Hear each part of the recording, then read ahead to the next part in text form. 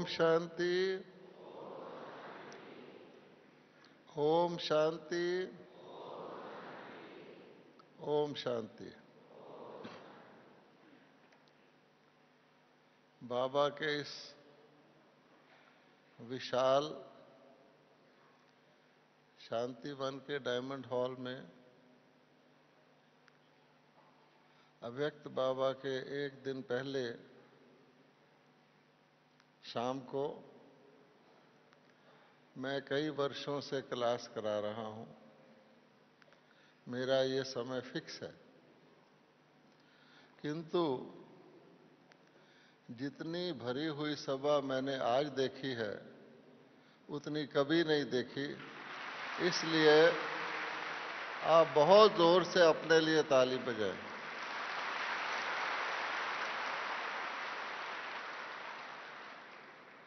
इसका कारण क्या है?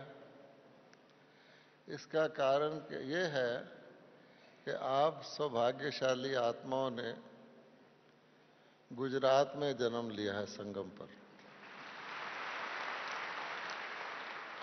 और गुजरात जो है माउंट आबू का नेक्स्ट डोर है, और यहाँ के भाई बहन शुरू से लेकर यज्ञ की शोभा बढ़ाते रहे हैं, ज़्यादा से ज़्यादा संख्या में आते रहे हैं, और जितने भी यज्ञ की पूर्ति है वो करते रहे हैं। और आज तक भी आप देखेंगे कृष्ण के भगत सबसे ज़्यादा गुजरात में हैं। और डांडिया नृत्य भी, जिसको कहते हैं रास मिलाकर करना, वो भी गुजरात में होता है। इसलिए वो आत्माओं के अंदर जो बाबा का आपने पालना लिया, सहयोग दिया, उसके संस्कार आज तक भी हैं। इसीलिए हम ऐसा दृश्य देख रहे हैं। एक बार फिर गुजरात के लिए ताली बजाओ।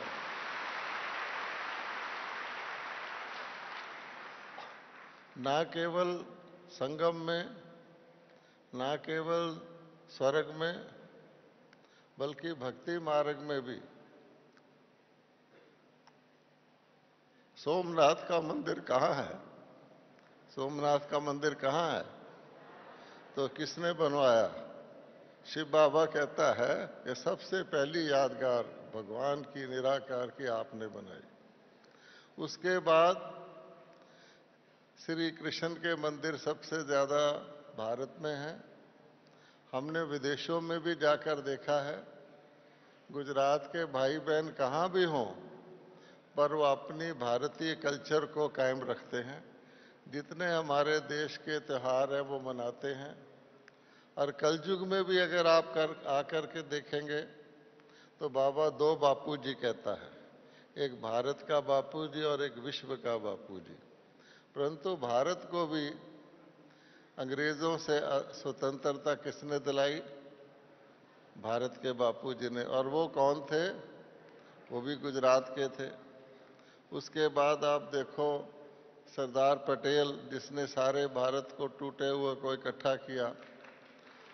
और लंबी चौड़ी हिस्ट्री में ना जाकर आज भी जो भारत के प्रधानमंत्री हैं, उन्होंने भी देखो फिर से वो किया है। समझिए कि ब्रह्मा बाबा का ही काम कर रहे हैं। शायद वो ब्रह्मा कुमार होते तो लोग समझते तो कोई ब्रह्मा कुमार है, पर काम तो ब्रह्मा बाबा का ही कर रहे हैं। सारी विश्व को एक कर रहे हैं, भारत का नाम रोशन कर रहे हैं। इसलिए गुजरात के भाई बहनों को विशेष मुबारक है, मुबारक है, मुबारक है। अब आप देखिए कि हम सबको, जितने भी बाबा के बच्चे हैं, उनको सबसे बड़ी एक चीज कौन सी मिली जिससे बाकी सब प्राप्तियां हो गई? वो कौन सी चीज है? आप सब जानते हैं, प्यारी से प्यारी वस्तु कौन सी है? वो है मेरा बाबा। ठीक है, मेरा बाबा मिला तो और आपे ही मिल गया। ठीक है, तुम्हें पाके हमने जहां पा लिया है, जमी तो जमी आसमां भी पा लिया है। ठीक है, इसलिए सबसे पहले हम अपने प्यारे बाबा को याद करके अपनी खुशी प्रकट करेंगे। तो जैसे दादी जी कहते हैं, सबको क्या कहना है? मेरा बाबा। बोलिए, मेरा बाबा, प्यारा बाबा, मीठा बाबा और शुक्रिया बाबा। क्योंकि आपका थैंक्स है जो आपने हमको कहां से कहां तक पहुंचा दिया। तो हमारे बाबा के तो बहुत सारे टाइटल हैं।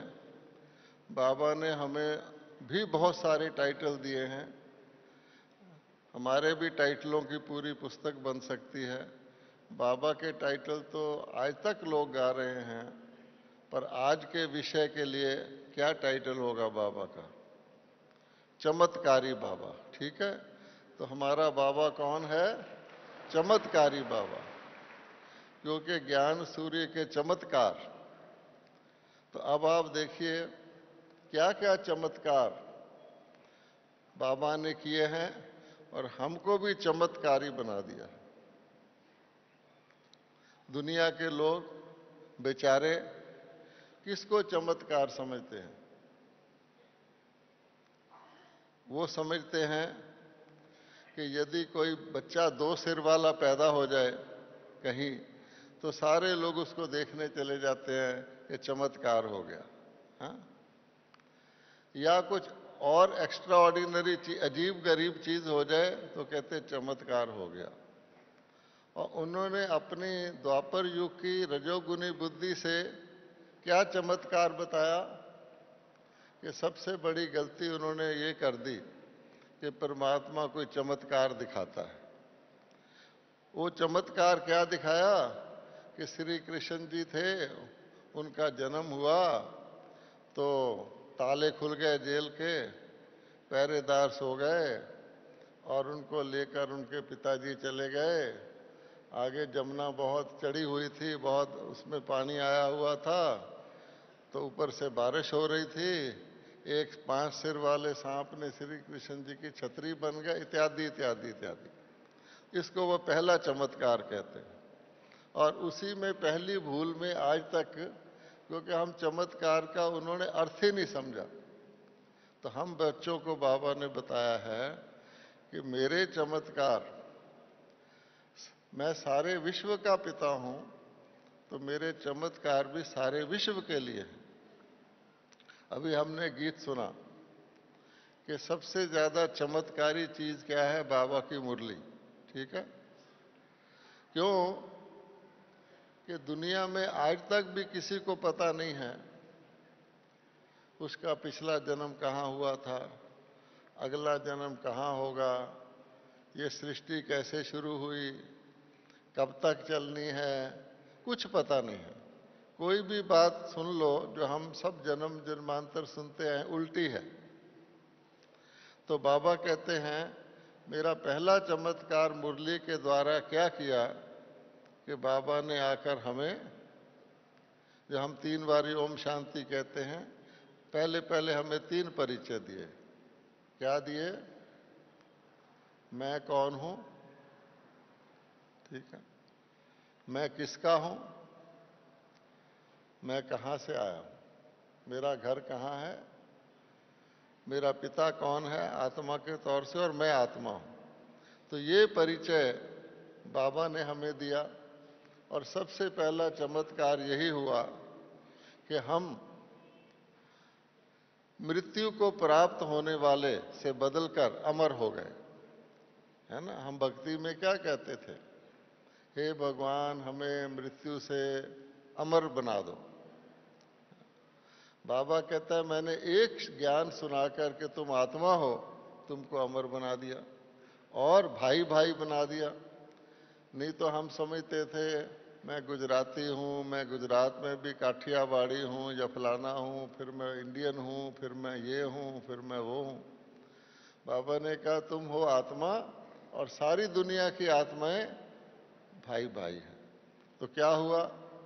एक तो प्रेम बढ़ गया, एक इतना बड़ा आत्मिक परिवार हो गया, इतना बड़ा विश्व परिवार हो गया, जो वो लोग सिर्फ कहते आते हैं विश्व परिवार, विश्व बंधु। तो ये बाबा का दूसरा चमत्कार हो गया। किसी को अपने घर का पता नहीं कहाँ से आए हैं, किसी से जाके देख लो, कोई कहेगा ब्रह्म से निकले हैं, ब्रह्म में लीन हो जाते हैं, कोई कहता है पशु कीड़ा मकोड़ा बनते हैं। बाबा ने हमको आके एग्जैक्ट बता दिया कि आप आत्माएं परम धाम की निवासी हो, फिर कैसे यहाँ आती हो, सारा चक्कर भी बता दिया, मास्टर त्रिकालदर्शी बना दिया। तो सारा मुरली से हुआ ना, इसलिए बाबा की मुरली ही चमत्कारी है। तो हमको अब पता लगा कि परमात्मा का चमत्कार ऐसे नहीं कोई मुर्दे को जिंदा कर दे, किसी बीमार को ठीक कर दे। जब हम बच्चे थे तो कोई कुत्ता मरे ना तो हमारी माँ भेज देती थी, जाके उसको गीता सुनाओ, उसके प्राण निकल जाएंगे। इसी को चमत्कार समझते थे। इसलिए हम सब बहुत बहुत बहुत सबसे ज्यादा भाग्यशाली यही हैं कि हमने पूर्व जन्मों के अपने पाठ के अनुसार बाबा ने हमको आकर के अपना परिचय दिया, अपना बनाया, और हमको भी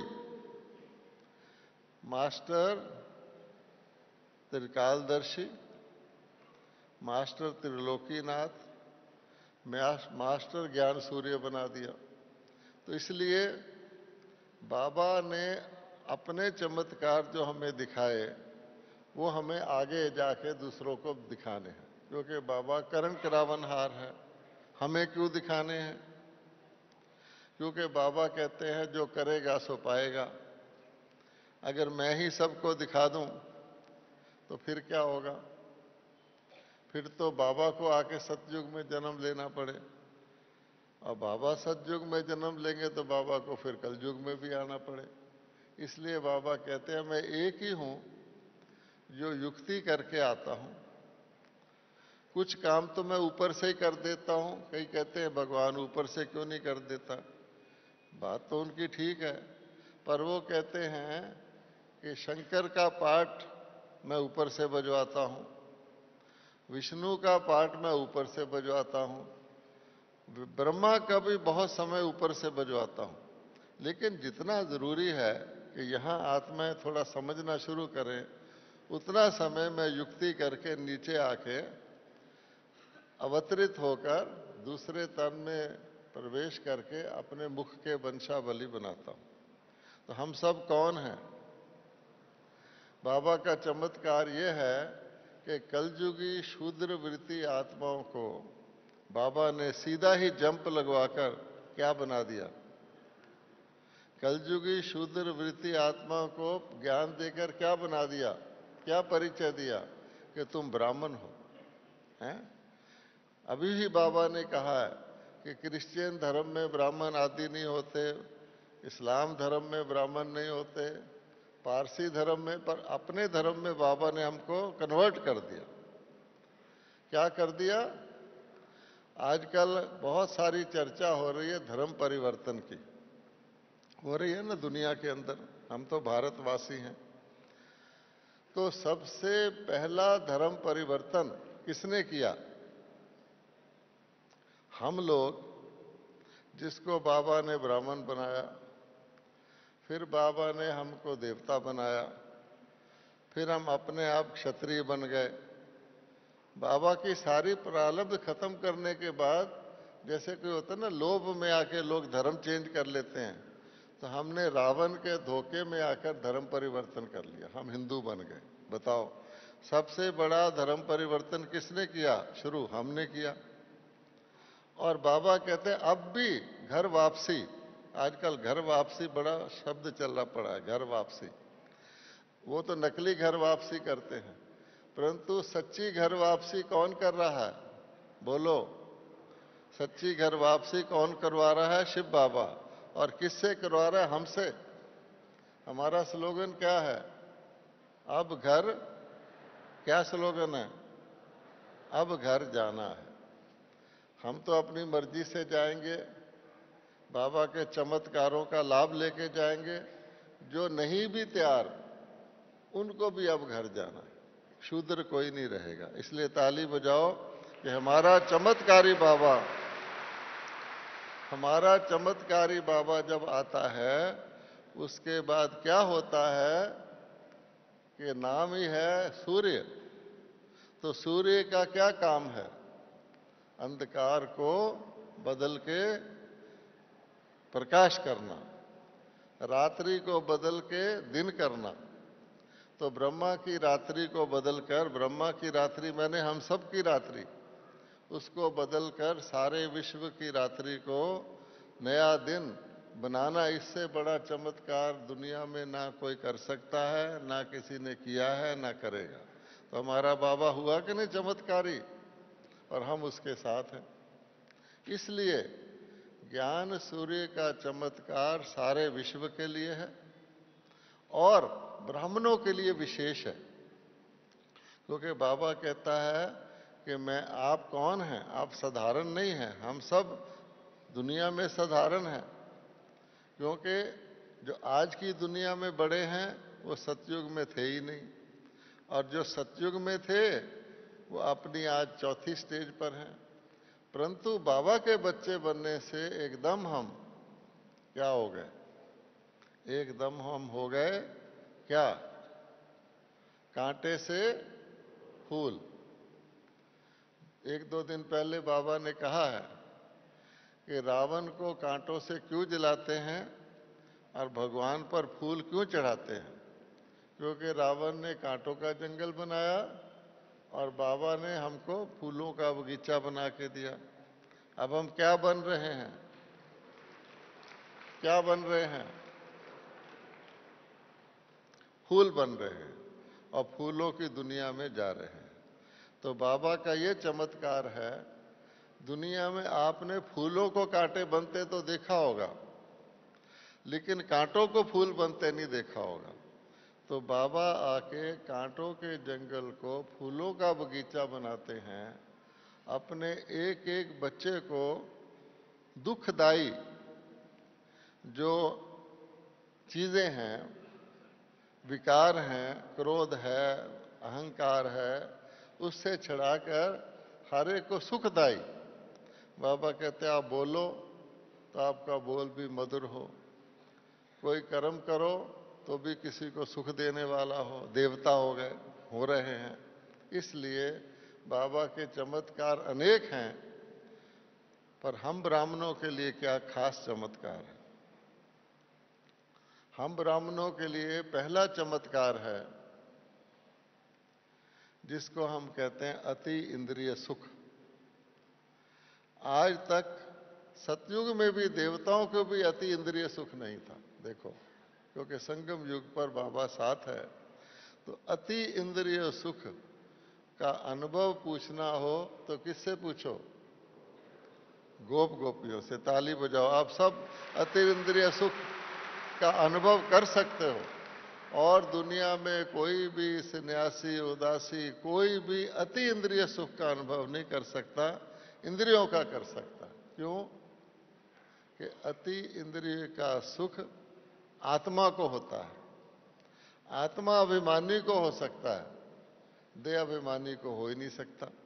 तो आत्मा अभिमानी बनने का, विदेही बनने का, मैं कौन हूं इसको जानने का पता तो ब्राह्मणों का ही है। इसलिए अति इंद्रियों का सुख। फिर दूसरा, ब्राह्मणों के लिए क्या चमत्कार है? इच्छा मात्रम अविद्या। देखो, दुनिया में ऐसा कौन होगा सिवाय परमात्मा के जिसको इच्छा ना हो? है? निस्वार्थ कर्म। बाबा कहते मेरा तो शरीर भी नहीं है, मैं कोई कर्म भोग भी नहीं में आता, लेकिन अपने बच्चों की भी बाबा ने, कोई भी बच्चा कहीं भी हो, चाहे 6 बच्चे का बाप हो, गरीब हो, अमीर हो, पढ़ा लिखा हो, अनपढ़ा हो, बूढ़ा हो, जो कोई फर्क नहीं। बाबा कहता है कि मैंने अपने बच्चों को इच्छा मात्रम अविद्या बना दिया, यानी कोई अप्राप्त वस्तु नहीं। किसके खजाने में? अप्राप्त कोई वस्तु नहीं। किसके खजाने में? बोलो। ब्राह्मणों के खजाने में।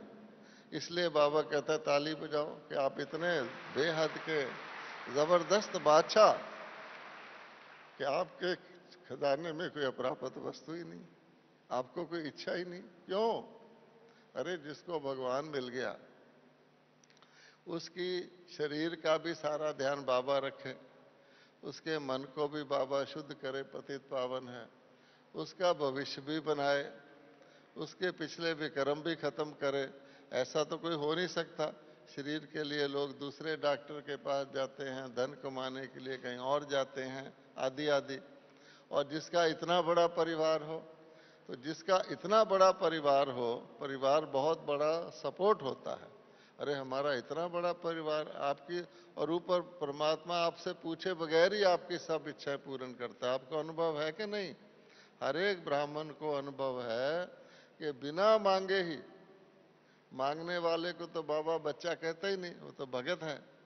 बच्चा कोई मांगता है क्या? बच्चे की माता पिता अपने आप उसकी रिक्वायरमेंट पूरी करते हैं। और जिसका माता पिता भगवान हो, सर्वशक्तिवान हो, जिसको हर चीज का सागर हो, आप बताइए आपको इच्छा रह सकती है ना? हमारा स्लोगन क्या है? इच्छा अच्छा बनने नहीं देती।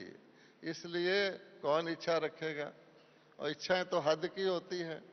हमें तो बेहद की प्राप्ति, बाबा कहता है 21 जन्म के लिए तुम्हारी आयु पूरी, 21 जन्म के लिए कोई रोग शोक नहीं, 21 जन्म के लिए कोई परिवार में झगड़ा नहीं, 21 जन्म के लिए कोई प्रकृति का प्रकोप नहीं, आंधी भी नहीं आती, बे टाइम गर्मी भी नहीं होती, सर्दी। तो बताओ इतना बड़ा जो होगा, जो हमें मिल रहा है, उसको इच्छा क्या होगी? ताली बजाओ।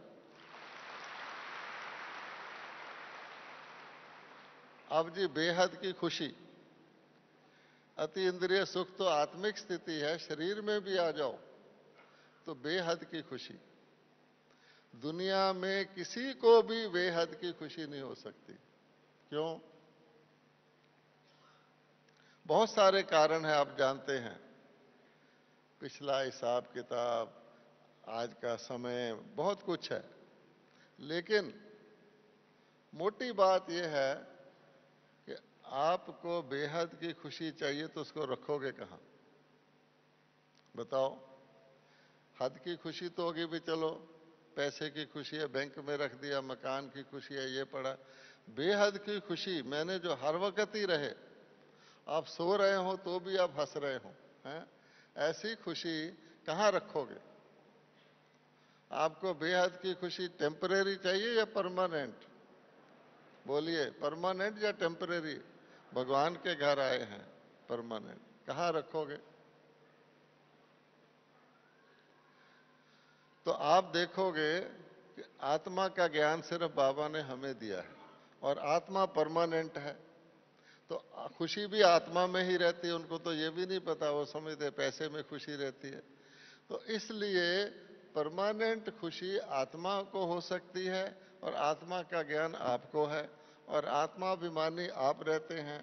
वो खुशी यहाँ भी रहेगी, आगे भी साथ चलेगी, और कुछ नहीं जाएगा। तो किसके पास हो सकती है बेहद की खुशी? परमानेंट खुशी सिवाय ब्राह्मणों के पास किसी के पास ना है, ना हो सकती है। इसलिए ताली बजाओ, आपको बेहद की खुशी है। अच्छा, आगे चलो। आपने कभी अलादीन के चिराग की कहानी पढ़ी है? सुनी है? सुनी है? बाबा भी कभी कभी मुरलियों में अलादीन का चिराग कहता है। अलादीन का चिराग की क्या खासियत थी, क्या खूबी थी? कहते हैं कि अलादीन का चिराग था, उसको जरा सा रगड़ेंगे तो उसमें से एक जिन्न प्रकट होता था, और जिन्न बहुत अदब से झुक करके कहता था, बोलो मेरे आका क्या हुक्म है, जो आप कहोगे वो करता था। ठीक है, ये तो है कहानी यादगार, परंतु इसका अर्थ क्या है? इसका अर्थ क्या है? इसका अर्थ यही है, और वो चिराग बहुत पुराना था। कहानी लंबी है कि एक जादूगर आया, धोखा दे के उस व्यक्ति से एक नया, उससे बढ़िया दिखने वाला चिराग दे गया, उसको ले गया पुराने को। अब उसको रगड़े तो कुछ होगा ही नहीं नए में से, है ना? इसलिए बाबा हमेशा कहता है अल्लाह दीन का मतलब है अल्लाह अव्वल दीन, कि परमात्मा ने जो पहला धर्म स्थापित किया उसके जो चिराग हैं, तो ये चिराग नहीं, चेतन आत्माएं हैं, उनके पास ये शक्ति है कि कोई भी संकल्प करेंगे तो माया रूपी, जिसको जिन्न दिखाया है, शक्ति आपकी सर इच्छाएं पूरी करेगी, प्रकृति आपकी दासी होकर रहेगी। तो बताइए, अभी आपको अनुभव होगा कि प्रकृति आपकी दासी कैसे है। कई ब्राह्मण बताते हैं मैंने ये संकल्प किया मेरा हो गया, मैंने ये सोचा मेरा हो गया, है ना। इसलिए भी ताली बजाइए कि आपके पास, बल्कि आप सब अलादीन के चिराग हैं। अच्छा, आपने मैजिक कारपेट सुनी है? मैजिक कारपेट, मैजिक कारपेट एक जादू की, कहा जाता है एक जादू का गलीचा था। वो आसमान में उड़ता रहता था, उस पर व्यक्ति बैठा रहता था, सारी दुनिया की सैर करता था, और वहां भी उसको जो चीज चाहिए मिलती थी। ठीक है, कहानी तो है मैजिक कारपेट की, लेकिन मैजिक कारपेट का अर्थ क्या है? मैजिक कारपेट का अर्थ है उड़ती कला की स्टेज। ठीक है, अब आपके पास, सबके पास मैजिक कारपेट है। आप उड़ती कला में रहो, दुनिया का हालचाल देखो, हैं, जैसे हवाई जहाज उड़ता है तो सड़क का ट्रैफिक उसको तंग नहीं करता, लाल बत्ती तंग नहीं करती, ऊपर से उड़ जाता है हवा में। वो तो स्थूल है, परंतु आपका मन से बड़ा तो कोई रॉकेट है नहीं। और उसकी स्पीड क्या है? आजकल कहते हैं कि नया प्लेन बना रहे हैं जो 4 घंटे में आपको कहीं भी ले जाएगा। अभी वो बेचारे बना रहे हैं, कितने अरबों रुपए का है, परंतु आपके पास तो बाबा ने अंदर ही दे रखा है। जिस मन को पिंजरे में बांध रखा था, है एक गीत है ना, पिंजरे को पंछी को दिया आकाश आपने, हैं, हम पिंजरे के पंछी बने थे, बाबा ने उड़ा दिया। तो वह जो है मैजिक कारपेट, वो सबके पास है। अपने मन का बटन दबाओ और जहां मर्जी सैर करो। और सैर इस दुनिया की नहीं, सिर्फ आप कहां कहां की सैर कर सकते हो। बाबा ने अपने ब्रह्मांड के सारे गेट बच्चों के लिए खोल दिए, देवता भी वहां नहीं जा सकते, आप जा सकते हो। क्या है? बाबा कहता आप अपने उस घर में जा सकते हो जिसका किसी को पता ही नहीं। जब आप वहां रहोगे तब भी आपको पता नहीं होगा वो घर में हम बैठे हैं, अब पता है मजेदार बात। वहां आपको नहीं पता होगा मेरे पड़ोस में कौन सी आत्मा बैठी है, यहां पता है। इसलिए बाबा कहता है परम धाम जो मेरा घर है, अरे भगवान के घर की चाबी आपके पास है कि जब मर्जी चले जाओ। अच्छा, फिर दूर से दूर, आप किसी पेट्रोल से, किसी रॉकेट से नहीं जा सकते, मन से जा सकते हो। फिर बाबा कहता है हल्के रहने के लिए, दुनिया के लोग हल्का, कोई भारी कुली नहीं होता, सिर्फ कुली तो स्थूल वजन उठाता है। आज के सब लोग भारी हैं, आप देख लो। क्या चिंताओं का बोझ, भय का बोझ, आगे पीछे ये होना है, ये हो गया, ये हो, कितने बोझ हैं उनको। और आपको है कोई बोझ? क्यों? फरिश्ता हमारा दूसरा लोक है। अव्यक्त बाप दादा इतने काम करते हैं, उनको कोई बोझ है? नहीं। बाबा कहते हैं मैंने शरीर ही इसलिए छोड़ा था कि शरीर में था तो सारा शिव बाबा के अर्पण, पर स्नान करना पड़ता था, इधर से उधर जाना पड़ता था, शरीर को खांसी आ जाती थी। अब मैं मुक्त हूं। और बेहद का जितने फॉरेन के सेंटर खुले हैं, अव्यक्त बाबा ने खोले हैं कि नहीं? ब्रह्मा बाबा ने संकल्प किया और सृष्टि रची, कितनी प्रजा बाबा ने रची है। इसलिए आप भी, बाबा कहता आप मेरे बच्चे भी, एक एक बच्चा फरिश्ता रूप धारण करो, क्योंकि आगे इतनी प्रजा को संदेश कैसे मिलेगा? कोई भाषण करके मिलेगा, कोई माइक से नहीं, आपके फरिश्ते रूप से मिलेगा। आप फरिश्ता रूप धारण करो, आप में बाप दिखेगी, किसने इसको ये बनाया है। तो डबल लाइट हो गए कि नहीं हो गए? इसलिए बाबा कहता है डबल लाइट रहो।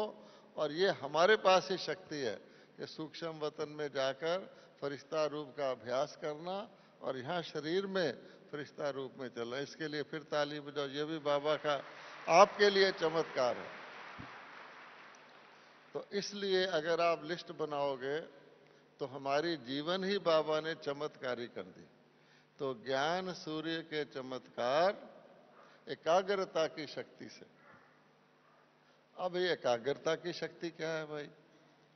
आप जानते हैं कि स्कूल के अंदर हर एक को एक्सपेरिमेंट कराया जाता था कि एक कागज दे देते थे, एक शीशा लेंस दे देते थे कि सूर्य से ऐसे करो, रखे रहो, उसको आग लग जाती थी। सबको पता है ना? जिसको पता है जरा हाथ उठाओ। वेरी गुड, अच्छा, सबको पता है। अब ये तो स्थूल सूर्य है और ये तो आग लगाने वाला सूर्य है।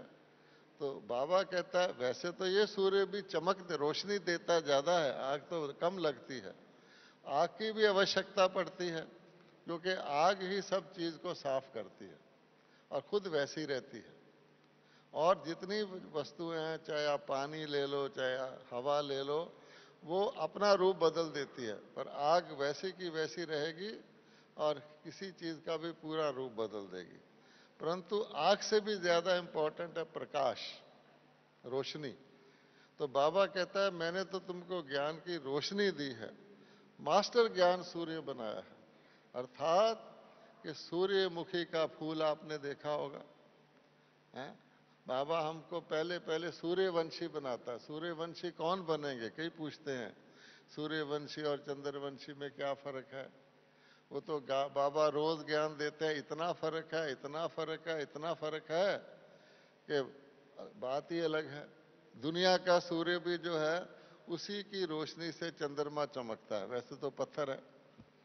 तो बाबा कहते हैं कि जो बच्चे विश्व कल्याणकारी हैं, जो मेरा ज्ञान सुनकर धारण करके मेरी तरह मास्टर ज्ञान सूर्य बनते हैं, अर्थात अपना जीवन अपने कल्याण के लिए भी लगाते हैं, पर अपना कल्याण विश्व कल्याण के लिए लगाते हैं, विश्व कल्याण में अपना कल्याण आ ही जाता है, तो वो हैं सूर्यवंशी।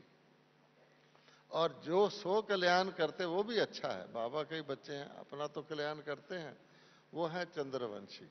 वो आधारित रहते हैं किसी ना किसी पर। अब सूर्य रोशनी देगा तो चंद्रमा चमकेगा। आप देखेंगे कभी चंद्रमा लीक जैसा हो जाता है, जैसे जैसे सूर्य की रोशनी पड़ती है, एक दिन पूर्णिमा का चंद्रमा हो जाता है, एक दिन अमावस्या का हो जाता है, कलाएं बदलता रहता है। सूर्य तो वैसा ही रहता है। इसलिए बाबा कहते हैं कि सूर्यमुखी के फूल कौन हैं? दुनिया में भी होते थे, हमारे घरों में बचपन में होते थे, आप लगा देते थे। जैसे जैसे सूर्य रूप दिशा बदलता था वो बदलते थे। आजकल नहीं है, आजकल तो सनफ्लावर की खेती होती है। अब आप खेती में सनफ्लावर लगा दोगे, वो सब इकट्ठे उगते, कोई इधर कोई उधर, उनको तो उगने के लिए जगह ही नहीं रहती। वो क्या सूर्यमुखी बनेंगे? हैं? जैसे लोग कहते हैं जी सूर्य की तरफ मकान का मुंह होना चाहिए वास्तु के अनुसार। सतयुग में तो जिधर मर्जी मकान का रुख कर लो, यहाँ तो फ्लैट हैं। अब कहाँ कहाँ किस फ्लैट को आप सूर्य की तरफ करोगे? तो है ही कलयुग। कलयुग में सूर्यवंशी कहाँ से आए? परंतु बाबा ने हमको बताया है, इस दुनिया में रहते हुए बाबा बाबा बाबा ने क्या बताया है? अरे दिल में बाबा को रख लो। ज्यादा लंबी चौड़ी बात के फर्क पड़ जाएगा। दिल में बाबा को रख लो, मेरे दिल में बाबा और बाबा के दिल में मैं। बाबा कहता आप तो रख सकते हैं, मेरे दिल में रहने के लिए कुछ कंडीशंस हैं। वो तो बाबा ने कहा बच्चों को पता है कि मेरे दिल में कौन रह सकता है, और उसकी फर्स्ट स्टेप ये कि हम अपने दिल में बाबा को रखें। तो आप सबने अपने दिल में बाबा को रखा हुआ है ना? हाथ उठाइए। हमने रखा हुआ है, वेरी गुड। परंतु थोड़ी सी उसमें मार्जिन है। वो क्या है? हम कहते हैं मेरा तो शिव बाबा एक, कहते हैं सब। तो बोलिए मेरा तो शिव बाबा एक। अच्छा, इसके लिए ताली बजाइए। मेरा तो शिव बाबा एक। अगली लाइन क्या है? अगली लाइन क्या है? वो भी तो आती है ना, दूसरा ना कोई। अब तो हम क्या करते हैं, मेरा शिव बाबा भी मेरा और दूसरे भी मेरे। तेरा माल, मेरा माल भी मेरा माल। तो बताओ, तो इसलिए गड़बड़, तो एकाग्रता तो गई। तो हमारा टॉपिक क्या है? एकाग्रता की शक्ति से ज्ञान सूर्य के चमत्कारों को पाना। तो अब आप देखिए, जब एकाग्रता हिली तो क्या होगा? बच्चे को कहते हैं ध्यान लगा के पढ़। अब डॉक्टर ने ऑपरेशन करना हो और एकाग्रता हिल जाए तो क्या करेगा बेचारा? और रोज सड़क पर जो कार चलाते ड्राइवर हैं, उनको इतनी एकाग्रता रखनी पड़ती है कि मैं भी किसी को टक्कर ना मार दूं और दूसरा कोई मारने लगे उससे भी बचाव करूं, है ना? ये तो नहीं कह सकता कि तू शराबी है तो मेरे को मार जा, उसको बचाव भी करना। कितनी एकाग्रता है इस जीवन में, है ही एकाग्रता। गुलजार दादी ने स्लोगन दिया हुआ क्या? टेंशन रखोगे तो टेंशन नहीं रहेगा, बाबा का स्लोगन है। सावधानी हटी तो क्या? सावधानी हटी दुर्घटना घटी, सब जानते हैं। तो इसलिए एकाग्रता तो चाहिए ही चाहिए, खास तौर पे कलयुग में। और जब आप पहाड़ी की चोटी पर जाते हैं, नीचे चाहे एकाग्रता कम हो, पर जितना जितना आप ऊंचे जाते हैं तो फिर तो आपका बिल्कुल ध्यान रखना पड़ता है। एक पैर खिसका तो चढ़े तो चाखे वैकुंठ रख, और गिरे तो चकनाचूर, तो ज्यादा ध्यान रखना पड़ता है। अब प्रश्न ये है, एकाग्रता कैसे रखी जाए? सहज रीति से, क्योंकि हमारे ज्ञान का पक्का स्लोगन ये है, सहज और सदा। बीच बीच में हम सब कर लेते हैं। अब कभी जाके किसी में कोई खास कार्य करना हो, सब एड्रेस अच्छी तरह एक्टिवली आ जाएंगे वक्त पे लेकिन सदा वही चीज हो सकती है जो सहज हो, जिसमें नेचुरल अटेंशन रहे। इसलिए बाबा कहते हैं अपनी नेचुरल नेचर बनाओ। पहले तो हम इतने हिम्मत हार गए थे कि क्रोध छूट ही नहीं सकता, अहंकार छूट ही नहीं सकता, लोभ छूट ही नहीं सकता, मोह छूट ही नहीं सकता, बुरी दृष्टि छूट ही नहीं सकती। किसने छोड़ी है? क्योंकि सारे एक जैसे थे। तो बाबा ने कहा, अरे ये तो चिमटी हुई बीमारी है, आपका ओरिजिनल क्या है?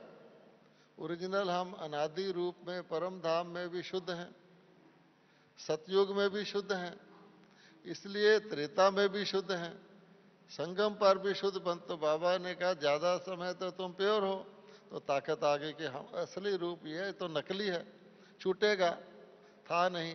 इसलिए बाबा कहते हैं कि एकाग्रता को हमें परमानेंट बनाना है। और जितने बाबा ने हमको साधन दिए हुए हैं सहज, वो एकाग्रता को ही परमानेंट बनाने के हैं। वो क्या है? बाबा ने कहा घर में रहते हो तो ट्रस्टी होके रहो, मेरे बच्चे होके रहो। तो क्या हुआ? आपका मैं नहीं रहा तो बाबा का बच्चा, बाबा का घर, बाबा के कपड़े धो रहे हैं, बाबा का सब बाबा का हो गया। तो आपकी एकाग्रता बाबा में लग गई। सेंटर में रहते हो तो भी बाबा ही बाबा, और भी इजी है। किसी की सेवा करते हो वो भी ईश्वरी सेवा करते हो। तो अगर हम अपने लाइफ को लौकिक से अलौकिक बना लेंगे तो क्या होगा? हमारी एकाग्रता आप ही हो जाएगी, और तो कुछ रहा ही नहीं। इसलिए बाबा ने कहा दिल में बाबा रखो।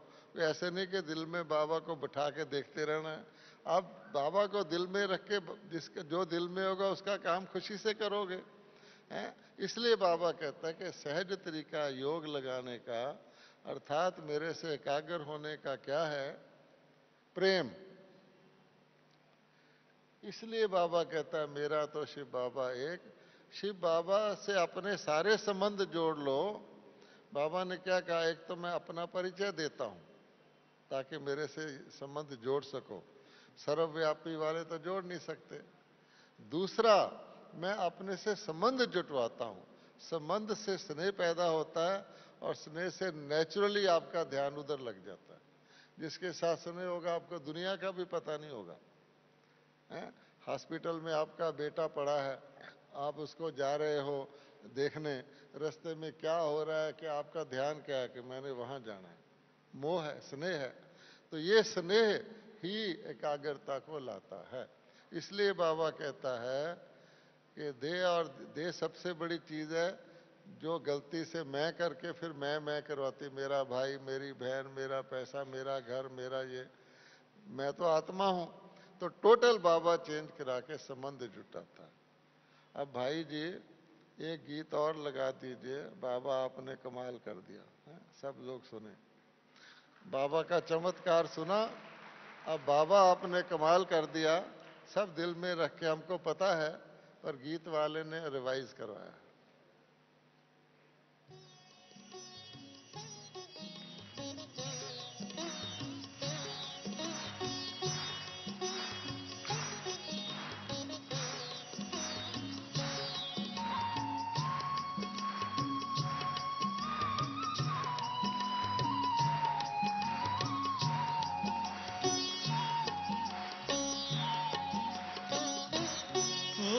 बाबा आपने कमाल कर दिया, हो बाबा आपने कमाल कर दिया। हमारा सारा जीवन आपने खुशहाल कर दिया, हाँ खुशहाल कर